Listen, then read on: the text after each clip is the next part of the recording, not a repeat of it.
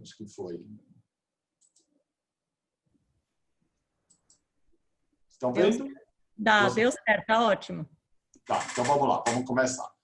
Eu acho que sempre, quando a gente começa a falar desse assunto, é legal a gente definir, né, droga, porque tem muita definição, vamos chamar assim, até com conceito moral, conceito, né, vamos dizer, até de um certo preconceito. Então, a gente sempre tenta definir droga como sendo uma substância que atua no nosso sistema nervoso central. Ele vai provocar os sintomas psíquicos, né, principalmente o prazer. A gente sempre vai ficar dependente de substâncias que dão, pelo menos no início do uso, alguma forma de prazer. E muitas vezes, ou em algumas pessoas, esse consumo vai se tornar um consumo problemático, um consumo ligado à dependência.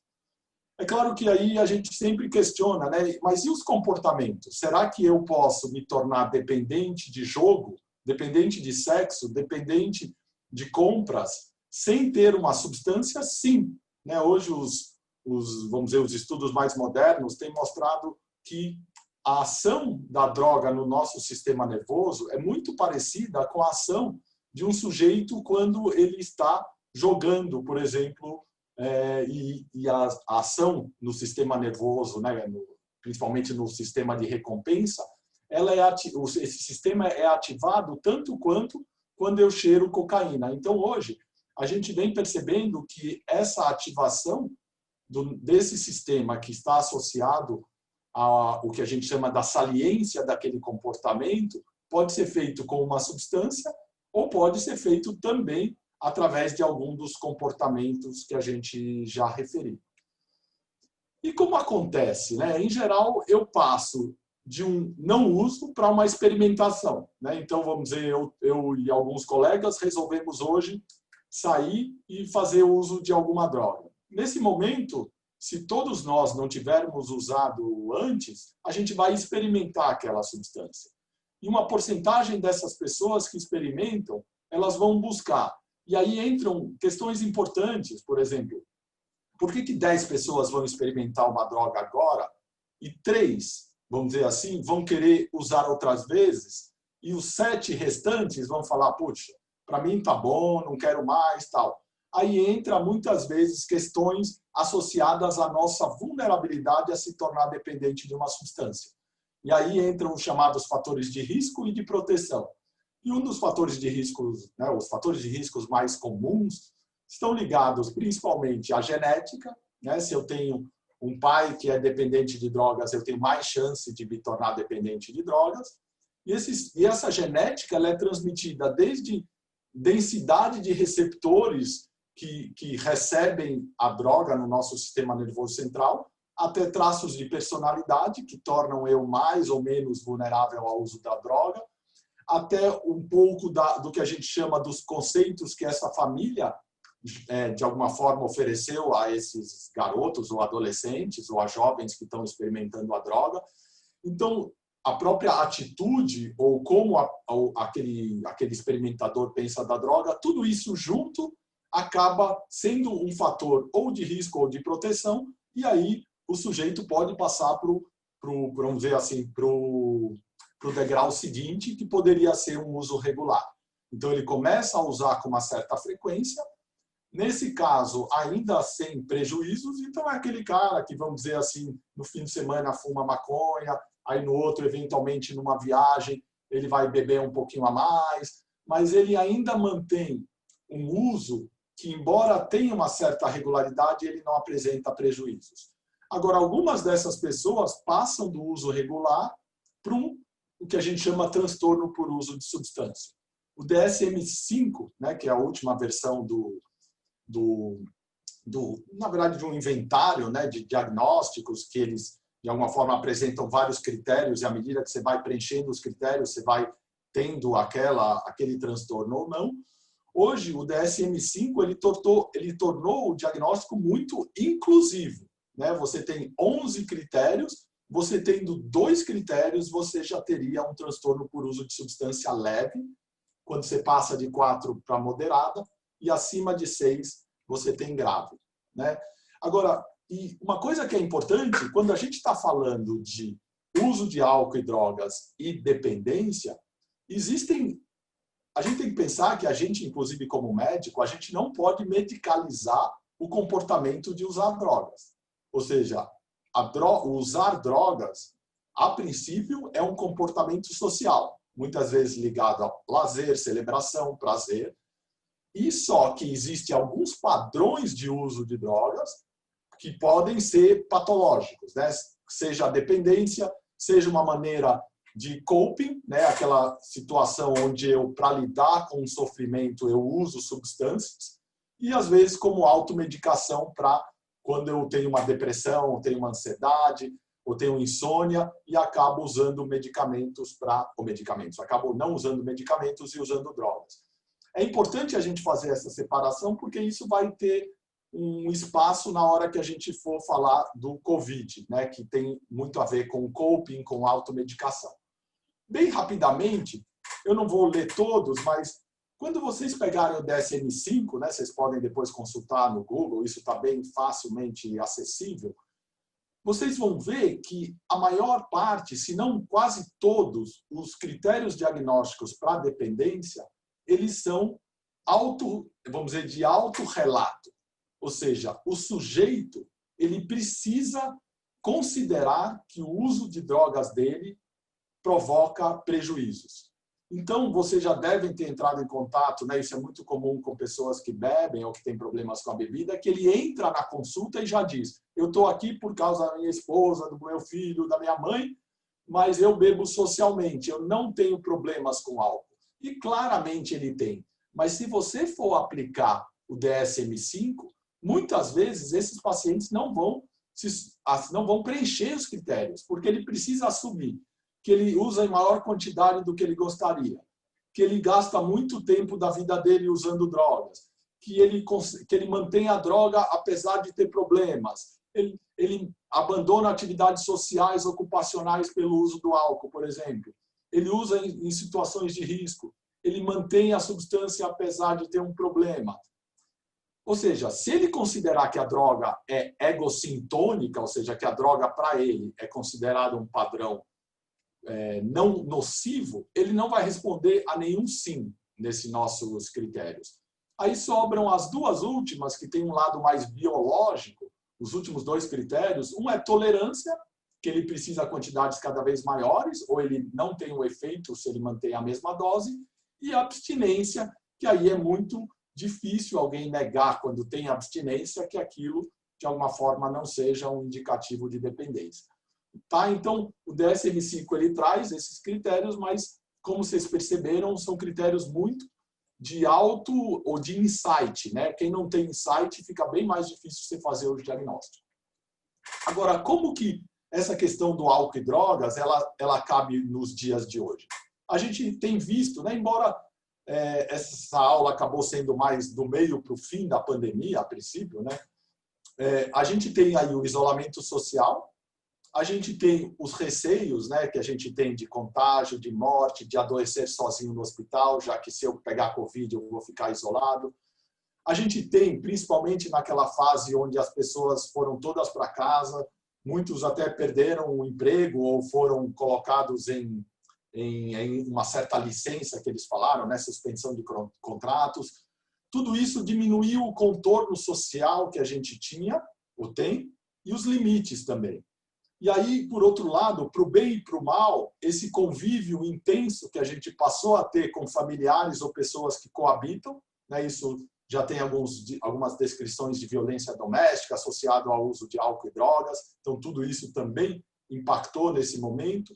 A própria mudança de rotina, uma coisa que a gente vem discutindo bastante, que é a falta de acesso ao tratamento, né? Por exemplo, o HC fechou, entre aspas, até um mês atrás.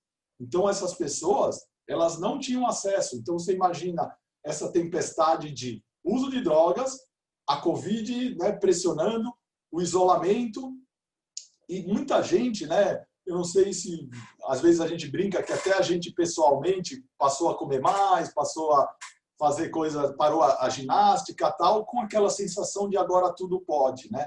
Então, alguns pacientes até chegavam a falar assim: olha, doutor, você vai me desculpar, mas quer dizer, introduzindo que a gente está vivendo um momento tão atípico que ele está se dando o direito de recair, de voltar a fumar, de voltar a beber quando eles interromperam.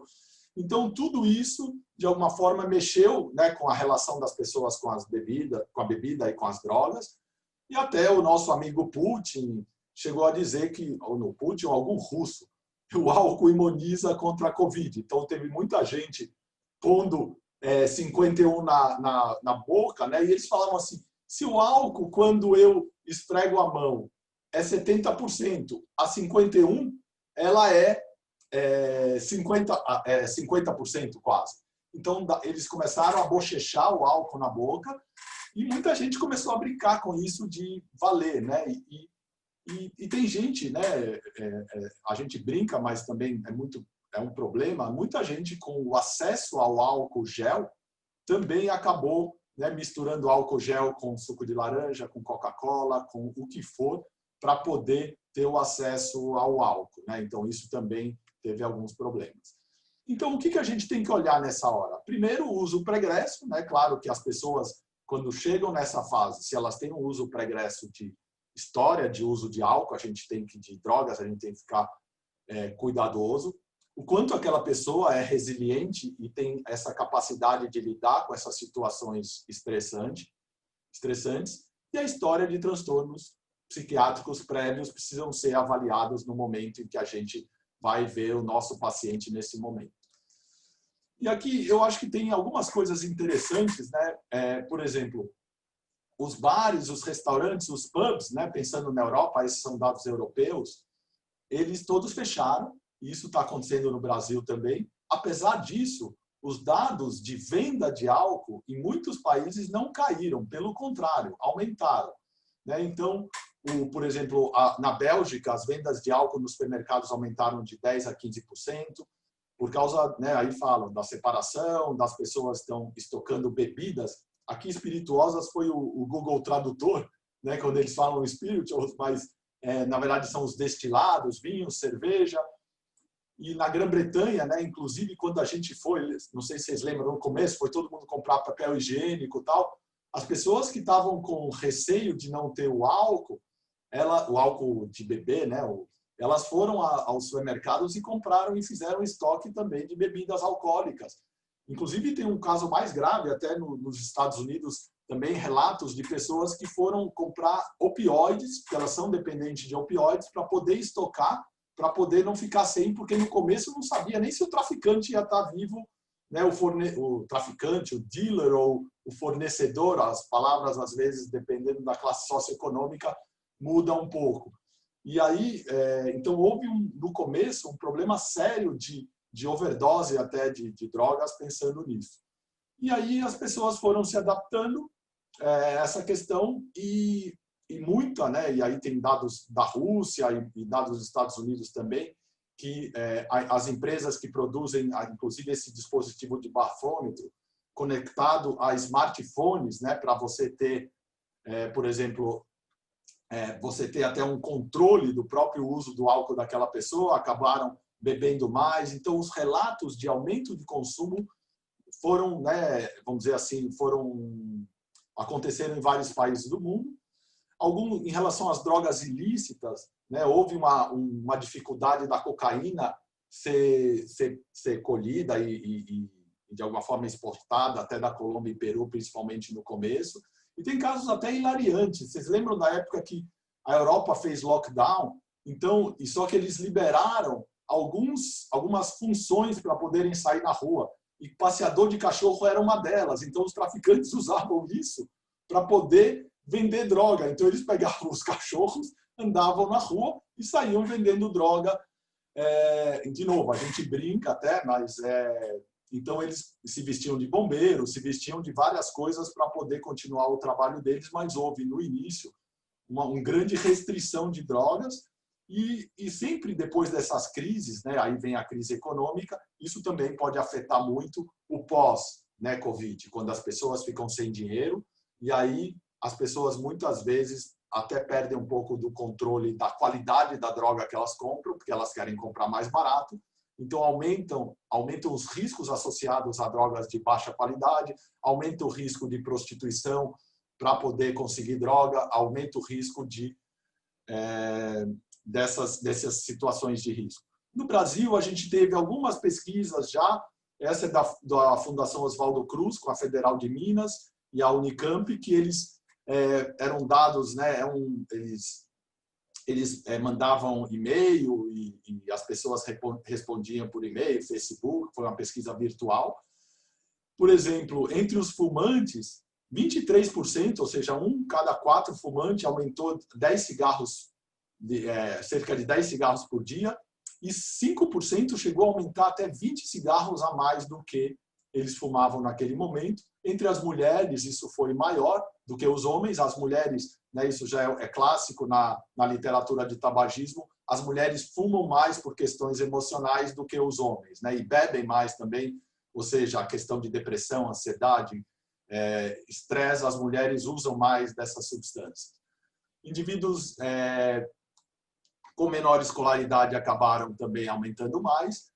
18% da população, pelo menos que eles tiveram acesso, isso foi fim de abril, início de maio, 18% relataram aumento no uso de bebidas alcoólicas, aí tanto homens quanto mulheres. O maior uso aconteceu o maior aumento entre 30 e 39 anos, e os idosos, claro, os idosos estão sempre cuidadosos em relação até a pegar Covid, tem muita gente dizendo que não vai beber por causa disso.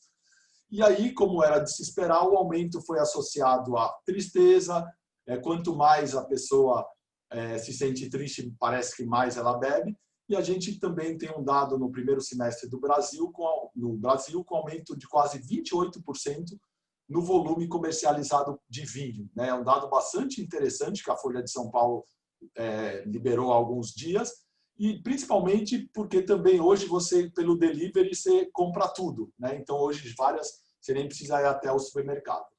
Agora, a gente colocou todo esse problema e vamos para o final, para a gente poder discutir o que a gente pode fazer em relação a isso. Primeiro, o apoio social, né? Ou seja, principalmente as pessoas que estão tentando se recuperar ou se tratar de um problema associado ao uso de álcool e drogas. Quanto mais isolamento social, mais chance de recaída. Então, tanto os pares, né, as pessoas, os amigos, como membros da família, profissionais de saúde, eles têm que estar atentos a esse isolamento social, que é um problema tanto para quem usa álcool e drogas, como para quem tem depressão, ansiedade, psicose e tal. E aí a gente estimulava muito conversas, encontros virtuais, sempre são úteis.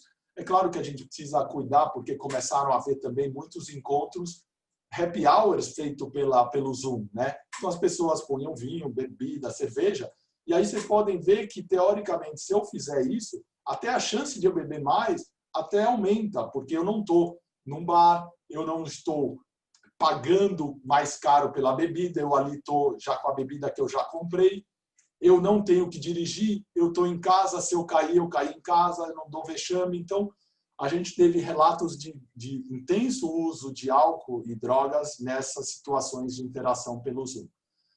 Esse é um projeto que a gente vem fazendo, né, no GREA, que é o Programa de Acompanhamento Remoto, que é as carinhas aí são as residentes multiprofissionais. Hoje, né, o IPQ, hoje tem residência médica e residentes multiprofissionais, que são psicólogos, assistentes sociais, enfermeiros e TOs, e elas que acabaram ficando responsáveis. Então, a gente fez um chat plantão, que é um chat onde as pessoas poderiam falar com elas durante o horário comercial a semana toda e sábado, e com isso a gente marcava também alguns atendimentos pelo próprio site, ou às vezes quando as pessoas não tinham. E é interessante porque a gente viu várias coisas, né? A gente acha que pelo computador é mais fácil, mas as pessoas, às vezes, não só de menor renda, porque às vezes a gente atende até pessoas que têm alta renda, mas eles vão para o carro para conversar, porque na casa não tem privacidade, né? A gente atender, do ponto de vista psiquiátrico e psicológico, as pessoas em casa, não é tão fácil assim, porque às vezes tem os filhos que não estão na escola, a esposa ou o marido que estão ali, a sogra, o sogro, o cachorro. Então, a gente teve... então, muitas vezes, eles escolhiam o chat, porque o chat, eles não precisavam falar. Então, eles, embora seja mais chato você ficar escrevendo o que você está sentindo, às vezes eles preferiam do que ficar falando e ser ouvido, principalmente em casas menores, né? Então, a gente também fez vídeos de yoga e atividade física. Depois, quem tiver interesse de entrar no GREA, né, no site. A yoga, confesso que não deu muito certo, os pacientes não aderiram muito à yoga. A atividade física, o educador físico, ele coloca as atividades e as pessoas vão fazendo. E a gente começou até a fazer grupos de família e, através do PAR, a gente tentou avaliar os riscos para ver risco de suicídio, principalmente, ou pacientes muito graves. E quando a gente fazia essa detecção, eles eram convidados a virem presencial. O HC nunca proibiu que a gente atendesse presencial, mas eles pediram para que a gente atendesse somente situações de vamos dizer, alto risco. Então, a gente fez uma triagem através desse PAR. Além do PAR, né, no caso do GREA, hoje todos os grupos de AA, de NA estão fazendo também reuniões à distância. Então, as pessoas também, através do Zoom, estão fazendo. Algumas pessoas não se adaptam, então tem algumas salas que já estão começando a voltar, mas isso, hoje o paciente até me falou por coincidência. É engraçado que o AA não voltou, mas os bares voltaram, né? Então, você pode beber no bar, mas se quer ir no AA, você ainda tem que ir através do Zoom, né? Então, assim, para fechar, né, como foi uma aula bem rápida só para a gente trazer aí o tema, a gente deve, pensando na questão de álcool e drogas e na saúde mental, sempre manter contato. Eu acho que é importante a gente informar o paciente sobre o risco do uso de drogas nessa situação de pandemia, né? Muita gente está isolado. Evitar uma sensação de normatização do uso, porque agora está assim, tudo pode, tudo, né, é possível. Então, as pessoas entram, às vezes, num uso muito pesado. Eu acho que a gente, como profissional, e às vezes as próprias famílias, né, precisam avaliar os riscos, a vulnerabilidade, o uso pregresso, a ansiedade, a depressão, o estresse pós-traumático, principalmente de pessoas ligadas ao Covid, né, diretamente, o isolamento em casa, e os canais de tratamento, pensando principalmente em telesaúde e reuniões de grupo de autoajuda virtuais. Então, era isso, assim, espero que tenha ficado no tempo, e aí, né, vamos conversar um pouco. Acho que sempre é bem legal a gente ouvir pessoas com várias experiências, e ouvir que tem pessoas de outras cidades, estados, é bem legal a gente bater um papo aí. Obrigado. Obrigada a você, André. Ótima apresentação, porque vai trazer provavelmente muitas perguntas. Eu já estou com um monte na cabeça, mas você consegue